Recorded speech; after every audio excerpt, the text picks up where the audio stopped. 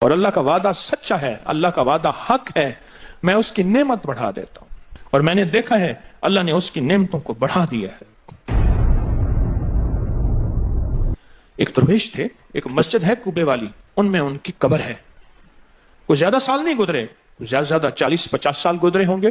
وہ جب دنیا سے فوت ہو گئے تو ان کی دل کی دھڑکن بہت تیز تھی، دل زندہ ہے کہ نہیں فوت ہو گیا۔ ڈاکٹر کو بلایا، اس نے کہا جی جسم سارا فوت ہو گیا ہے۔ انہوں نے کہا دل نہیں مرا۔ میں ان کی قبر پہ کبھی کبھار جایا کرتا ہوں، ایک مسجد کے ایک کونے میں ہے، وہ دل زندہ تھا، دھڑک رہا تھا۔ آخر طے ہوا یہ دل زندہ ہی رہے گا، اس اللہ کی امانت کو لحد میں پہنچا دو۔ وہ دل زندہ کیوں تھا؟ اس شخص کے، اس درویش کے کچھ معمولات ہیں، میں بتاتا ہوں۔ وہ کبھی وضو کا پانی ضائع نہیں کرتے تھے، وضو اہتمام سے کرتے تھے، تھوڑے پانی سے وضو کرتے تھے، مسواک استعمال کرتے تھے۔ وہ ہر وقت بندہ ذکر کرتا تھا، اور کبھی سورت ملک نہ پڑھی ہو اور سوئے ہوں، سورت ملک یاد کی، پھر یاد کی، پھر یاد کی سورت ملک، اور کبھی اور درود پاک کا اہتمام کرتے تھے۔ لیکن پڑھتے کیسے تھے؟ آج ایک درود پاک پڑھنے کی ادا مجھ سے سیکھ لیں اور مجھے سکھا دیں، ہم سب سیکھنے والے ہیں۔ رسول اللہ صلی اللہ تعالی علیہ وسلم کا، میرے کملی والے کی اداؤں کا استحضار کرتے ہوئے، میرے حضور کی وفاؤں کا، میرے حضور کے احسانات کا، احسانات ساری کائنات کے جتنے بھی ہیں ان کے احسانات ہیں، میرے حضور کے جو احسانات ہیں ان سے بڑھ کے کوئی احسان نہیں۔ کسی نے امام زید سے پوچھا، جن کے نام پہ زیدی سادات ہیں، وہ ڈوب کے کچھ پڑھ رہے تھے، بہت ڈوبے ہوئے۔ کسی نے پوچھا کہ آقا کیا پڑھ رہے تھے؟ فرمایا درود پاک پڑھ رہا تھا۔ اور پوچھا کہ حضرت یہ ڈوب کے کیا؟ کہا اپنے بڑوں کے احسانات کا استحضار تھا کہ انہوں نے ہم پہ احسان کیا۔ امام زید کی ادائیں ہیں، استحضار ہو ساری کائنات کے احسانات، لیکن جو احسان میرے کملی والے کا ہے وہ کسی کا ہو نہیں سکتا، جو احسان میرے آقا کا ہے وہ کسی کا ہو نہیں سکتا۔ احسانات ہوں۔ اچھا پہلے تصور میں آئیں گے، پہلے زبان پہ، پھر تصور پہ، پھر توجہ پہ، اور پھر ایک وقت ایسا آئے گا، ایسا محسوس ہوگا کہ میرا حضور ہے، ان کے ہاتھ مبارک ہیں، حوض کوثر کا پیالہ ہے، وہ مجھے دے رہے ہیں، میں پی رہا ہوں، اور اس کا ذائقہ میری زندگی میں کبھی جائے گا ہی نہیں۔ ایسا ہوتا ہے، جن کے ساتھ یہ بیتی ہے بات، ایسا ہوتا ہے، اور 100% ہوتا ہے، اور 100% ہوتا ہے، ایسا ہوتا ہے۔ مشق کرتے کرتے آپ اس مقام تک پہنچ جائیں گے، مشق کرتے کرتے اس مقام تک پہنچ جائیں گے، خود محسوس ہوگا اور جاگتی آنکھوں سے محسوس ہوگا۔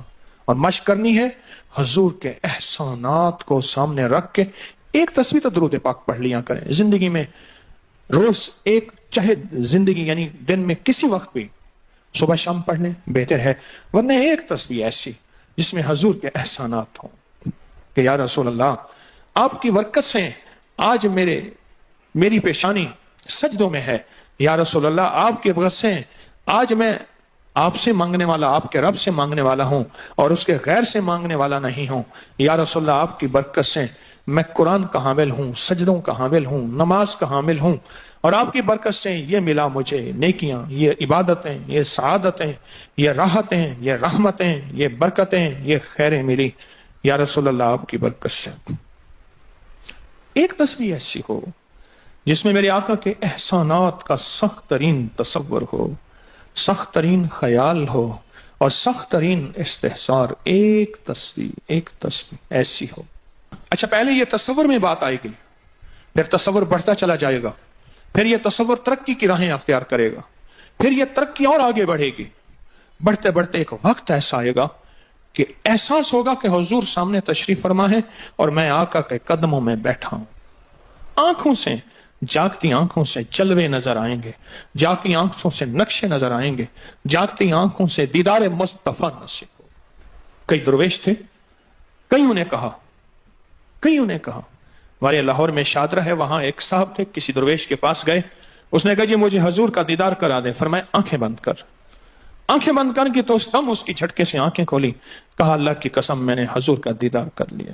جاگتی آنکھوں سے آپ آج فیصلہ کریں، ایک تسبیح درود پاک کی پڑھیں، صبح شام پڑھیں، 12 तस्बीहां पढ़ें, 16 पढ़ें, 100 पढ़ें, 1000 पढ़ें, लाख पढ़ें रोजाना, लेकिन एक तस्बीह ऐसी हो जिसमें हजूर के एहसानात एहसानात, हजूर की शफकतें उम्मत पे, हजूर की मोहब्बतें उम्मत पे, मेरी कमली वाले की अताएं, शफकतें, मेहरबानियां, कमालात, एहसानात, उसका तसव्वुर करते हुए पढ़ेगा।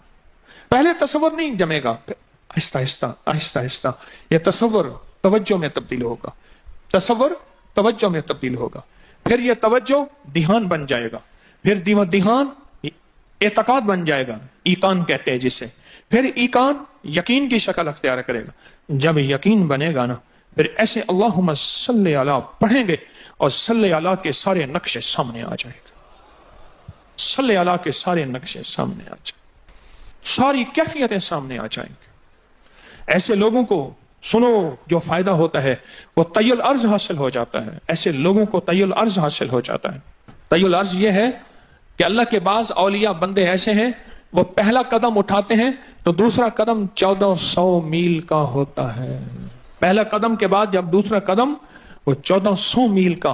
तय्युल अर्ज की आज मैंने आपको बुनियाद बता दी, वो मेरे आका की मोहब्बतें और मेरे आका के एहसानात और मेरे कमली वाले के एहसानात का तसव्वुर करके इस्तेहज़ार कल्बी, इस्तेहज़ार लिसानी, ये पढ़ के दरूद पाक पढ़ें, जुबान से दरूद पाक पढ़ें कबूल, बेदिहानी से पढ़ें कबूल, दरूद है ही ऐसी इबादत, बेतवज्जी से पढ़ें कबूल, मसरूफ जिंदगी में पढ़ें कबूल, वजू पढ़ें कबूल, बेवजू पढ़ें कबूल।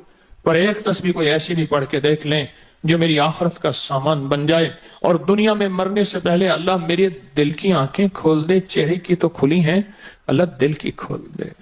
हाँ, दिल की आंखें जिसकी खुल जाती हैं वो जिंदगी में कामयाब, दुनिया में कामयाब, इज्जतों के ताज, शान और शौकत के ताज, जिसकी दिल की आंखें खुल जाती हैं वो नामुराद भी है ना तो बामुराद हो जाता है।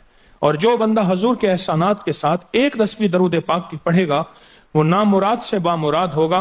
और बामुराद कैसे होगा, जरा गौर से सुने, बामुराद कैसे होगा, जरा गौर से सुने।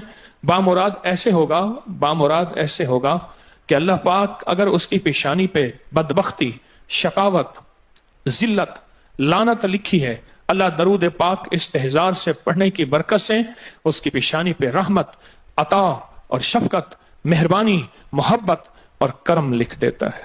एक तस्बीह ऐसी पढ़ लें जिस एक तस्बीह पे इस्तेहज़ार हो, दिल की कैफियतें, दिल की गहराइयां हो, जिस एक तस्बीह पे, उस एक तस्बीह के बाद फिर आप अपने वजूद को देखें। एक फायदा और होगा जो जिन्होंने अमल किया उन्होंने बताया, एक फायदा और होगा, वो फायदा ये होगा कि जिस्म हवाओं में तहलील हो जाएगा, ये वजूद खत्म हो जाएगा, ये जो मौजूदा वजूद है। देखें, आप जो ख्वाब देखते हैं ना वो भी आपका वजूद होता है, वो रूह की दुनिया का वजूद होता है, ये तन और मन की दुनिया का वजूद है। इस वजूद को फना है, रूह की दुनिया के वजूद को फना नहीं है, बका है। फिर आपको रूह की दुनिया का वजूद मिलेगा और रूह की दुनिया का वजूद फिर कायनात की सैर करेगा और कायनात के जलवे देखेगा, कायनात के मज़ाहिर और मंजर देखेगा। फिर आप जुबान पे नहीं ला सकेंगे कि लोगों के बर्तन छोटे हैं। और फरमाया फिर ये शख्स अपने आप को छुपाएगा ऐसे जैसे कोई नापाक कपड़े को छुपाता है, अपने ऐबों को जो छुपाता है ऐसे अपनी इस विलायत को छुपाएगा। एक तस्बीह से इब्तदा होती है, एक तस्बीह से। मेरे शेख रहमतुल्लाह अलैह ने मुझे 1984 में बैत फरमाया और इस एक तस्बीह के पढ़ने की तरतीब फरमाई। अल्लाह करे मुझे भी मिल जाए।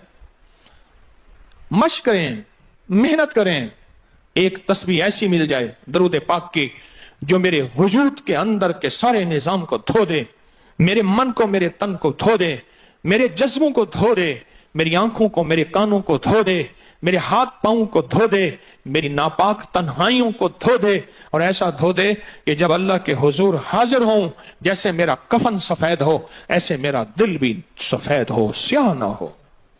ये एक तस्बीह मेरी जिंदगी में, एक तस्बीह ऐसी हो मेरे हुजूर का एहसान कर, आपके एहसानात। अल्लाहुम्मा सल्ली अला मुहम्मदिन व आलि मुहम्मद, अल्लाहुम्मा सल्ली अला मुहम्मदिन कमा तुहिब्बु व तरज़ालहु, अल्लाहुम्मा सल्ली अला मुहम्मदिन बिअदद कुल्लि दाइन व दवाइन व बारिक व सल्लिम کوئی بھی درود مسنون درود ہے اسے پڑھیں، ایک تسبیح پڑھیں، پر پڑھیں ایسے. اور میں یہ نہیں کہتا کہ صرف ایک ہی پڑھیں، یہ میں ابتدا بتا رہا ہوں، یہ ابتدا بتا رہا ہوں. اگر اس ابتدا میں ایک تسبیح ایسی پڑھنی شروع کر دیں، زندگی کمال، حیرت انگیز کمال. ٹینشن کا علاج آخری درجے کا، ذہنی دباؤ تناؤ کا علاج، ہائی بلڈ پریشر کا علاج، لا علاج بیماریوں کا علاج، الجھی ہوئی زندگی کا علاج، ناممکن مسائل کا علاج اور پریشانیوں کا علاج، دکھوں کا علاج، مسئلوں اور مشکلوں کا علاج ایک تسبیح دھیان سے پڑھی ہوئی. پھر ایک تسبیح کریں گے کیا؟ یہ فرشتوں کو ہدیہ کریں کہ میرے آقا کی بارگاہ میں پہنچائیں. نیک زمزم کی روحیں ان کو ہدیہ کریں، میرے آقا کی بارگاہ میں پہنچائیں. اور اللہ کے نیک ولیوں کو، صالحین کو ہدیہ کریں اور نیک جنات کو ہدیہ کریں. ہاں، یہ ایک تسبیح ہدیہ کریں. فرمایا کتابوں میں ہے جتنی بھی نیک روحیں ہیں اس دنیا میں، کائنات میں جہاں بھی وہ بندہ فوت ہوتا ہے، ہر نیک روح، جنتی روح زمزم کے کنویں میں اس کا قیام ہے، اس کا مسکن، اس کا قیام زمزم کے کنویں میں ہے. اور جتنی بھی بدکار روحیں ہیں وہ دنیا میں جہاں بھی مرے، ان کا قیام برہوت ایک کنواں ہے جو یمن میں ہے، اس کنویں میں ان کا قیام ہے.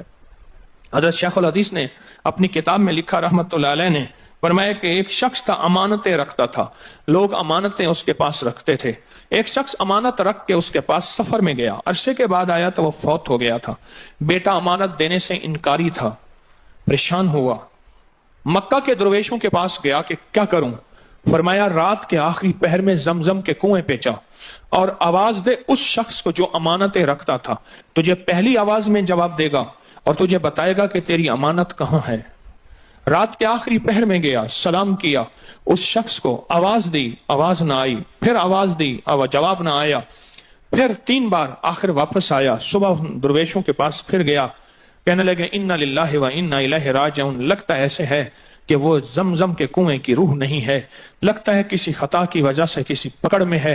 جاؤ یمن میں برہوت کے کنویں پہ، وہاں جا کے آواز دو. وہ پھر سفر کرتے ہوئے برہوت کے کنویں میں گیا، رات کے آخری پہر میں آواز دی تو پہلی آواز میں جواب ملا، تیری امانت موجود ہے اور وہ تیری امانت فلاں جگہ پڑی ہے، اس کو کھود کے نکال لے. اور پوچھا آپ یہاں کیسے؟ کہا کہ بس کوئی عمل ایسا ہو گیا تھا جس عمل کی وجہ سے میں اس وقت بدکار روحوں کے ساتھ ہوں. جتنے بھی نیک روحیں ہیں پوری کائنات میں، ازل سے لے کر ابد تک، آخری دم تک، آدم سے لے کر آخری دم تک، جتنی بھی نیک روحیں ہیں وہ ساری نیک روحیں، وہ ساری نیک روحیں زمزم میں رہتی ہیں. جو درود پاک پڑھیں، جو نفلی عبادات پڑھیں، جو تسبیحات پڑھیں، جو ذکر کریں، جو ہدیہ صدقہ کریں، وہ کیا کریں؟ سارے فرشتوں کو پہلے ہدیہ کر دیں، فرشتوں کو ہدیہ کر دیں. ان میں وہ فرشتے بھی موجود ہوں گے جو میرے حضور کے روزے پہ جائیں گے. صبح فجر کے بعد فرشتے جاتے ہیں، فرشتے فجر سے لے کر عصر تک فرشتے درود و سلام میرے حضور کے روزے پہ پڑھتے ہیں. پھر ڈیوٹیاں تبدیل ہوتی ہیں، پھر عصر سے لے کر فجر تک اور فرشتے آتے ہیں. اور یہاں تک روایات میں آتا ہے کہ جو آج فرشتوں کی ذمہ داری لگی ہے، خدمت لگی ہے، پھر وہ قیامت تک ان کی خدمت پھر نہیں آئے گی اور وہ پچھتاتے رہیں گے. اتنے فرشتے اللہ نے بنائے ہیں. جو بھی درود پاک پڑھیں اور اس کے علاوہ عبادات جتنی بھی کریں، وہ ساری عبادات فرشتوں کو ہدیہ کریں. وہ ساری عبادات نیک روحوں کو ہدیہ کریں جو زمزم کے کنویں میں رہتی ہیں، اور ساری عبادات فرشتوں کو، روحوں کو اور جنات کو ہدیہ کریں. اور ان سے کہیں کہ اللہ سے دعا کریں، اللہ میرے یہ کام بنا دے. پھر کام بنتے دیکھیں، پھر مسائل حل ہوتے دیکھیں، پھر ناکامیاں ختم ہوتے دیکھیں، پھر حالات کو انشاءاللہ سنورتا دیکھیں، سنورتا دیکھیں، سنورتا دیکھیں. بہت میں نے طاقتور وظیفہ، بہت طاقتور عمل اور بہت طاقتور ایک کنجی اور ایک راز دے دیا آپ کو. بہت عجب عمل ہے، بہت طاقتور اور بہت حیرت انگیز عمل ہے جو میرا نہیں، صدیوں سے آزمودہ ہے، صدیوں سے آزمودہ ہے. اللہ کے دوست اس کو کرتے چلے آئے ہیں اور اللہ کے دوستوں کا آزمودہ عمل ہے بہت زیادہ، بہت زیادہ. پر ایک تسبیح ایسی ہو جو توجہ سے، جو احسانات کا تصور کر کے، جو میرے کملی والے کے احسانات کا تصور کر کے، تصور کر کے، تصور کر کے، احسانات کا تصور کر کے، کوئی ایک تسبیح ایسی ہو ڈوب کے یا اللہ دنیا میں ایسی جگہ کوئی کہیں ہوتی، یا اللہ دنیا میں ایسی جگہ کوئی کہیں ہوتی، اکیلے بیٹھے رہتے یاد تیری دل نشیں ہوتی۔ کوئی ایسی جگہ ڈھونڈ لیں، نہیں ملتی، کوئی ضروری نہیں اپنے دل کو تنہائیوں میں لے ہیں۔ وہ کیسے؟ دنیا کے مشغلوں میں ہم باخدا رہے، دنیا کے مشغلوں میں ہم باخدا رہے، سب کے ساتھ رہتے ہوئے سب سے جدا رہے، سب کے ساتھ رہتے ہوئے سب سے جدا رہے۔ کوئی لمحہ ایسا اپنے آپ کو تنہا کر لیں، کوئی لمحہ ایسا اپنے آپ کو فارغ کر لیں، کوئی لمحہ ایسا اپنے آپ کو تنہائی میں بٹھا کے نا ایک تسبیح درود پاک کی، اور تسبیح نہیں ہے یہ انگلیوں کے نشان تسبیحیں ہیں، یہ پھر تسبیح بھی جہاں گواہی دے گی وہاں قیامت کے دن یہ انگلیاں بھی گواہی دیں گی۔